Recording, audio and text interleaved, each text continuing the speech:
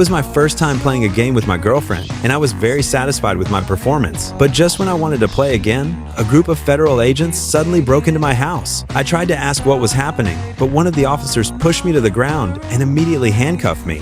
Later, they searched my house and found a large number of artworks and a huge amount of cash, and even 2 heavy weapons. Fuck is this, Jimbo? Jimmy, it's an AK-47. So no possibility of reduced sentence. I got great lawyers. They turn water into wine?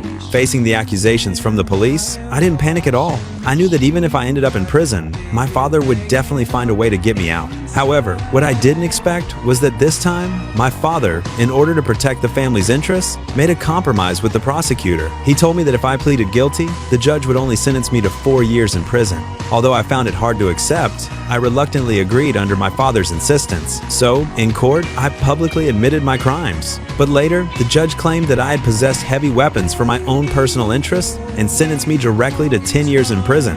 It was only then that I realized both my father and I had been betrayed by the prosecutor. In the end, I went to prison. A few months later, the prison guards suddenly took me to the medical room. Waiting for me inside were the prosecutor who had betrayed me and a female federal agent.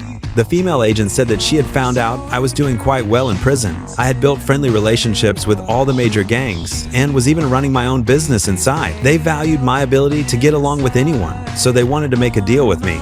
They wanted me to get close to a serial killer who had murdered many people. The police had never found the victims' bodies, so they needed me to obtain more useful information. In return, they would reduce the rest of my sentence. The offer sounded tempting, but I knew the prison that held the serial killer was full of mentally unstable inmates, so I immediately refused their deal. The female agent told me to think about it before making a decision. Before leaving, she handed me a file. That night, when I opened the file, I was deeply shocked by what I saw. The killer had already murdered more than a dozen people, all of them young girls. Yet, all the clues pointed to a man with a thick beard. The strange thing was, the police had never found any bodies, which prevented them from convicting him. After reading the file, I didn't know what to do, so the next day, I went to ask my father for advice. And my father's advice surprised me even more.